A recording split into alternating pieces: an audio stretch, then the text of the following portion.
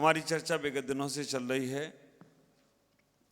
तीन भुवन में सार वीतराग विज्ञानता, शिव स्वरूप स्वीकार नमहु त्रियोग संहार के। हम लोग तीन भुवन में भी समझे हैं, वीतराग में भी समझे हैं, वीतरागता में भी समझे हैं, शिव स्वरूप को भी समझ लिए हैं, शिवकार को भी समझा है, नमहु को भी समझा है और त्रियोग को भी समझा है। अभी हमें समझना है संहार के। और संहार के शब्द बहुत प्यारा है। संहारना किसको है? सामान को संभालना है, घर को संभालना है, व्यापार को संभालना है, या और कुछ संभालना है? किसको संभालना है? हाँ, घर, मकान, दुकान, व्यापार, ये सब बाद में संभालना है। पहले संभालना है मन को, दूसरे नंबर पे संभालना है वचन को, तीसरे नंबर पे संभालना है काय को। लेकिन मैं कहना चाहता हूं कि अगर हमें अपने जीवन में मन, वचन, काय को संभालना है तो हमें उसको सही उपयोग करना पड़ेगा। कल मैंने कहा था कि अगर आपका बच्चा कोई चंचल हो गया है और वो बच्चा बहुत उठापटक करता है, उस बच्चे से कहोगे कि बेटा ये काम नहीं करो, वो काम नहीं करो, वो और करेगा। बच्चों को तो छोड़ो, बड़ों को भी बोला जाए ना ये नहीं करना, तो कहें क्यों नहीं करूँगा। अगर आपसे कह दिया जाए मेरे सिंहासन के पीछे मत देखना, हाँ? अभी सींच रहेगा मन में कि यार पीछे तो कुछ होगा, करो पीछे जरूर कुछ होगा। निषेध में आकर्षण है। और आप विचार करके रखना, जब तक तुम्हारे पास वो आकर्षण है तब तक तुम संसार में हो। पर वस्तु को देखने का आकर्षण ही संसार है, पर वस्तु का आकर्षण ही संसार है। ये बात का मन में आना चाहिए। हम किसी भी चीज का निषेध बच्चों से करें, बड़ों से करें, या और किसी से भी अपने मन से कहें, है ना। आपको मालूम है ना, एक व्यक्ति ने बोला कि भगवान मैं ध्यान करना चाहता हूँ, ध्यान करना चाहता हूँ, ध्यान की गहराई में उतरना चाहता हूँ, कुछ तरीका बताओ जिससे मैं ध्यान में उतर सकूं, गहराई में उतर सकूं। उन्होंने कहा उतर जाओगे, बस एक ही चीज का ख्याल रखना कि बंदर का ध्यान नहीं करना, है ना। उसने कहा मेरे यहाँ तो बंदर आए ही नहीं कभी, मैंने तो बंदरों से मिलना जुलना होता ही नहीं, मैं तो बंदर को छोड़ दूंगा। और आप विचार करके रखना, उसने बंदरों का ध्यान ना करने का नियम लेकर बैठ गया ध्यान करने के लिए। उसे क्या दिखा ध्यान में? क्यों आप लोग इतने कॉन्फिडेंस से क्यों बोल रहे हो कि आप लोगों की गिनती उसमें आ रही है? आप विचार करके रखना, उसको उसने कहा कि आज तक इतने बंदर नहीं दिखे जितने बंदर अब दिख रहे हैं मेरे को, क्योंकि आकर्षण उसका बंदरों में चला गया। इसलिए कहा है कि जो भी करो वह ध्यानपूर्वक करना, संभाल के करना, धैर्य से करना, आत्मीयता से करना, प्रेम से करना। अगर वो तुम्हारी चीजें तुम्हारे जीवन की हो गई ना, तो समझ के रखना। बच्चे शैतानी करते हैं तो बच्चों को मत कहो शैतानी करो, मत करो। बच्चों को अच्छी चीजें पकड़ा दो। एक बच्चा अपने घर के गार्डन के फूल तोड़ता है, गार्डन के फूल बार बार तोड़ रहा है, बार बार तोड़ रहा है। अब वो उसकी माँ मना करती है कि फूल मत तोड़ो बेटा, लेकिन फूल क्या, वो गुलदस्ता भी उखाड़ने की तैयारी में है। क्योंकि मना क्यों किया आपको, मैं तो करके दिखाऊंगा। शैतान बच्चे होते हैं, जिनको मना करो वो वही करके दिखाते हैं। उन बच्चों को मना मत करो। माँ संत के पास गई, एक दार्शनिक के पास गई, दार्शनिक से पूछा मैं इस बच्चे की शैतानी कैसे दूर करूं? संत ने इतना ही कह दिया गया कि इसकी शैतानी दूर करना है तो एक ही काम करो, इसको फूल तोड़ने को मना मत करना, इसको पानी का फुव्वारा दे दो। एक पानी का फुव्वारा दे दो और इससे कहना कि जाओ बेटा गार्डन में पानी देकर आओ, फूलों को, पौधों को पानी देकर आओ। इससे क्या होगा, तुम करके तो देखो एक बार। आप विचार करके रखना, संत ने कहा तुम एक बार करके तो देखो, इससे होता क्या है बाद में पता चलेगा। अगले दिन सुबह जब बच्चा फूल तोड़ने की शैतानी करने जा रहा था, माँ ने उसे फुब्बारा दिया और कहा बेटा जाओ सब पानी, सब गमलों में पानी दे आओ। अच्छा, पहले तो गया, पानी भी दिया और अपने को भी पानी दिया उससे, खुद भी गीला और फुब्बारे भी गीले, खुद को भी नहलाया और पानी को भी, फुब्बारे को भी, गार्डन में भी, गमलों को भी पानी दिया। धीमे धीमे उस बच्चे की आदत बन गई।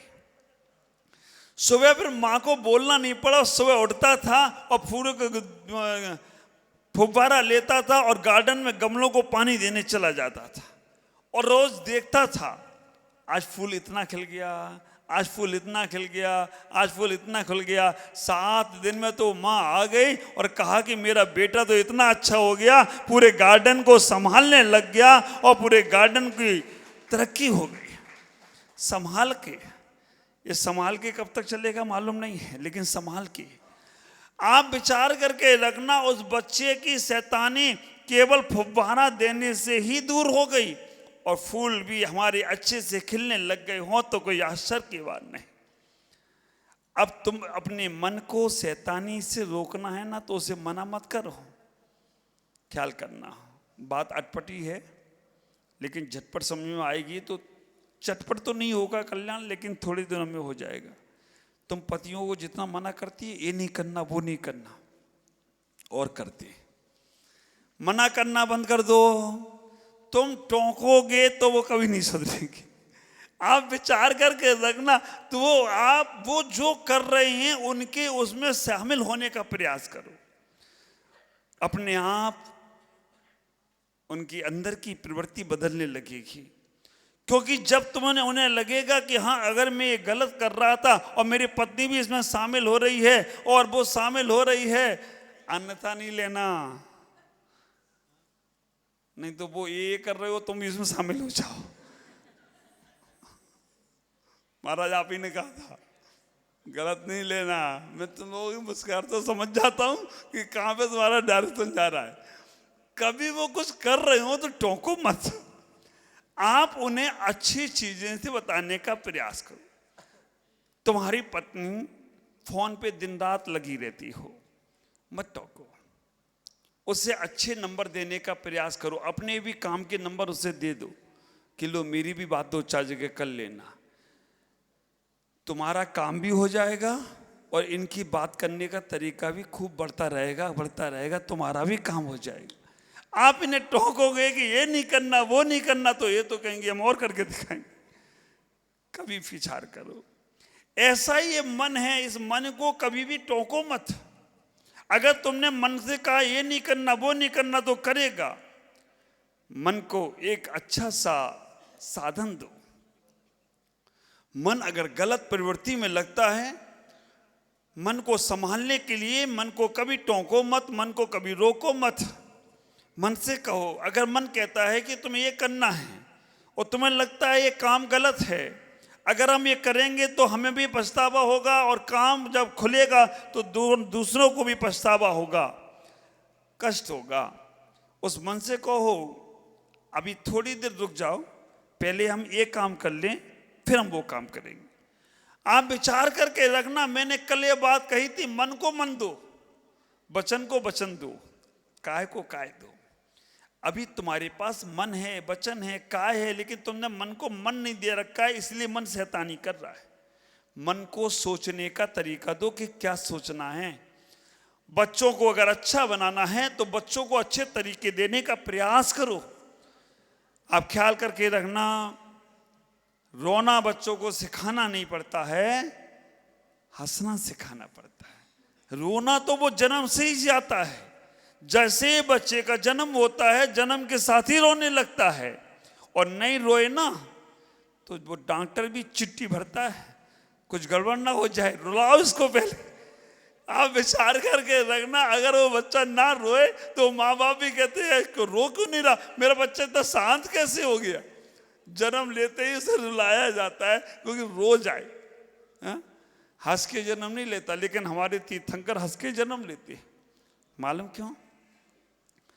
तीर्थंकर का जब भी जन्म होता है हंसते मुस्कुराते होता है।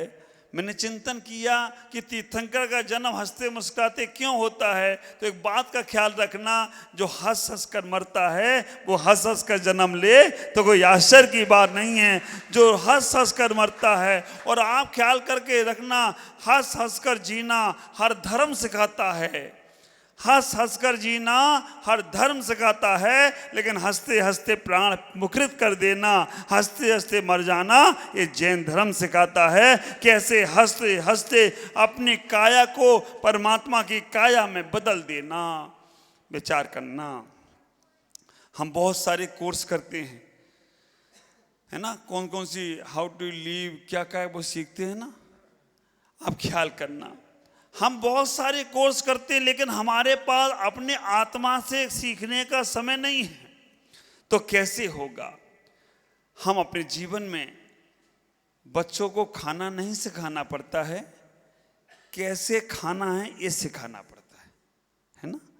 बच्चों को चलना नहीं सिखाना पड़ता है, कहाँ चलना है ये सिखाना पड़ता है।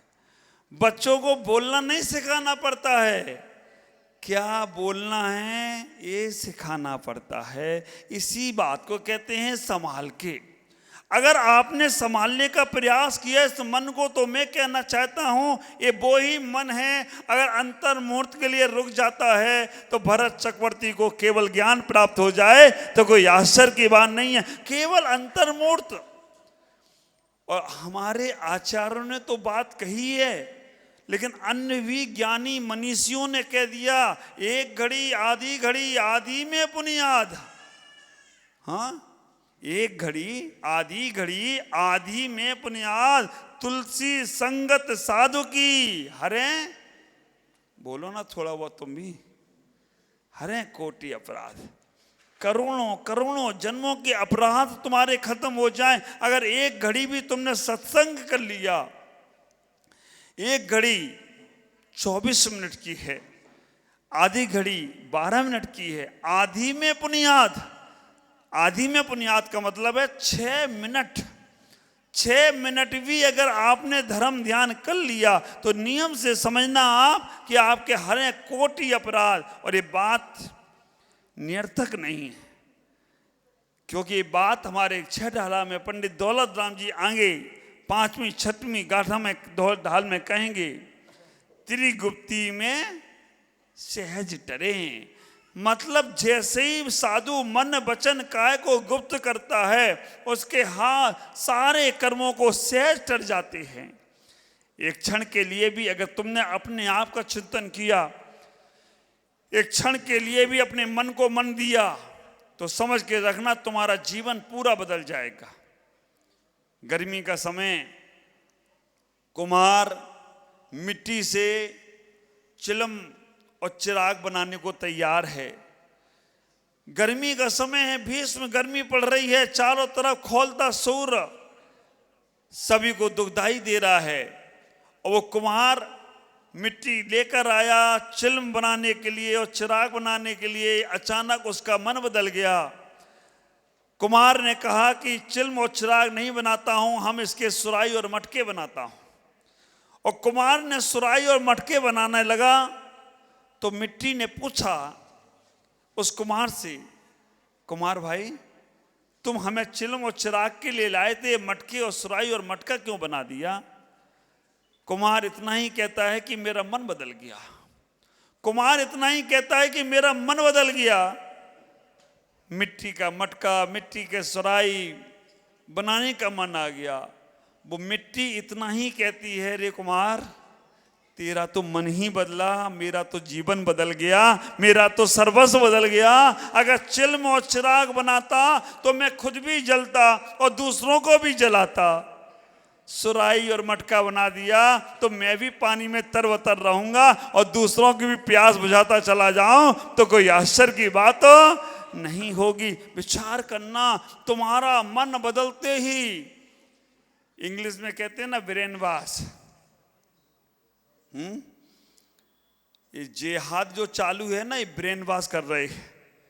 ख्याल करना, ये जिहाद जो चालू है आज बहुत सारे। और अभी आप ख्याल करना, पहले जो युद्ध होते थे तोप तीर तोप तमंचे से होते थे, एटम बम से होते थे। अब जो चौथा विश्व युद्ध होगा ना, वहाँ बंदूकें काम नहीं आने वाली हैं, और हो गया है चौथा विश्व युद्ध शुरू। जितना विदेशी सामानों का तुम आकर उपयोग कर रहे हो ना, चाइना का माल, ये तुम्हारी संस्कृति को विकृत कर रहे हैं, ये आक्रमण कर रहे हैं तुम्हारे ऊपर, तुम्हें गुलाम बना रहे हैं कि तुम भारतीय सामानों को छोड़ो, तुम पाश्चात्य संस्कृति के कपड़े पहनो, पाश्चात्य संस्कृति के भोजन करो, पाश्चात्य संस्कृति का कल्चर को अपनाओ अपने जीवन में। ये तुम्हारे साथ चौथा युद्ध होगा, और जैसे ही वो तुम उसमें संलग्न हो जाओगे ना, ईस्ट इंडिया कंपनी पहली आई थी अपने इंडिया भारत में, और उसने चाय पिलाई थी तुमको फ्री। वो फ्री चाय आज कितनी महंगी हो गई है।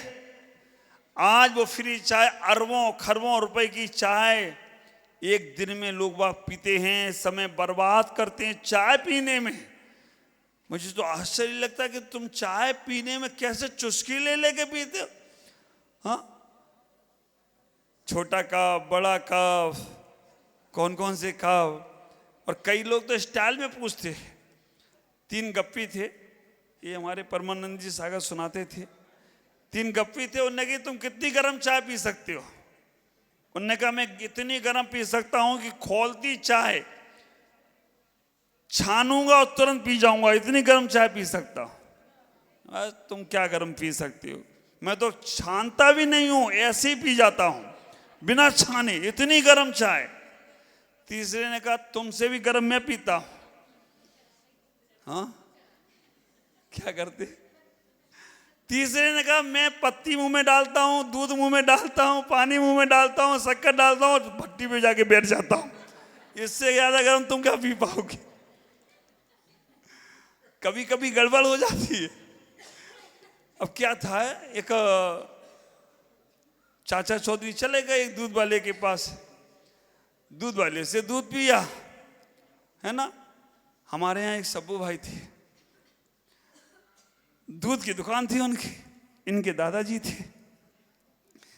चाय दूध पीने चला गया एक आदमी, और दूध पीने के बाद उसने कहा शक्कर नहीं दी, इसमें शक्कर नहीं है। वो लड़ने को तैयार। अरे भाई लड़ते क्यों, शक्कर ही तो नहीं है। शक्कर अलग से दे दी उसको, शक्कर की जो फंकी लगाई, और जैसे ही शक्कर की फंकी लगाई दूध अंदर मिल जाएगा भाई, बाहर नहीं मिला के दिया तो अंदर मिल जाएगा। जैसी दूध की सुबह शक्कर की फंकी लगाई, वो जमीन में लोट लगाने लगा, इधर से उधर। सोचा गड़बड़ हो गया, ये दूध में कुछ हो गया, अभी ये निपट जाएगा। उनने दुकान बंद करी और जाने लगे, तो चाचा चौधरी खड़े हुए, कहाँ जा रहे आप, तुम जिंदा हो गया। उन्हें हुआ क्या था, तुम ये चक्कर क्यों लगा रहे थे। उन्हें शक्कर ऊपर से खाई थी ना, उसे मिला रही थी पेट में, इसलिए हम ऐसे पतली खा रहे थे।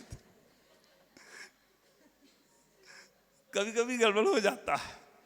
आप विचार करके रखना, ईस्ट इंडिया कंपनी ने फ्री में चाय पिलाई थी, हजारों लाखों करोड़ों रुपए का समय बर्बाद करते हो। और आजकल सरकार को समय देना पड़ता है। चाय की छुट्टी दोपहर में, कौन सी टी, सुबह कौन सी टी होती है, बेड टी, दोपहर में इवनिंग टी, शाम को नाइट टी, रात में एक और होती है बेंटी, बैक टी, जो भी हो, पता नहीं कौन कौन सी टी है। आप विचार करके रखना, इतनी सारी टी तुम्हारी सुबह। अब बेड टी, बेड मतलब समझते हो ना, गुड मैन और बैड मैन। अब गुड मैन और बैड मैन, तो गुड माने तो अच्छा होता है। अब सुबह से तुम बैड टी पियोगे तो गुड कैसे होगे। आप विचार करना, हम मन से इतने बार गुलाम होते चले गए हैं कि हमने अपने मन को समझ नहीं पाया। तुम्हारा मन तुम्हें परमात्मा बना सकता है। समय हो चुका है, आज इतना है। आज इतना ही करेंगे। अच्छा, मन समझो, मन अभी बहुत चलेगा। मन को इतना अच्छा बनाने का प्रयास करो कि तुम्हारे मन में कभी भी विकृत बात ना आए। हम अपने जीवन को समझें। मन को विकृत ना आए तो उसको में क्या देना है? अच्छे विचार दो। अपने मन को अच्छे विचार देना प्रारंभ कर दो, तुम्हारा जीवन बहुत बहुत आनंदित होगा। मैं आपसे इतना ही कहूँगा कि आप अपने मन को बहुत अच्छे विचार दो। तुम्हारा ही मन है। दो चीज़ें हैं, वाणी और विचार, खुद के प्रोडक्ट हैं। वाणी और विचार खुद के प्रोडक्ट हैं। आप अपनी मशीन में, अपने जीवन में इनको अच्छा प्रोडक्ट करना चाहते हो तो अच्छे विचार दो, अच्छी वाणी बोलो, तुम्हारा माल सबको पसंद आएगा। एक जगह नहीं, पूरे भारत में नहीं, पूरे विश्व में तुम्हारी वाणी और विचार का प्रचार प्रसार हो तो कोई आश्चर्य की बात नहीं है। हमारे तीर्थंकरों की वाणी, तीर्थंकर की वाणी सर्वत्र क्यों पूजी जाती है? क्योंकि उनके अच्छे विचार थे, पॉजिटिव थे, सकारात्मक थे। आज इतना ही। ओम नमः। जय गुरुदेव।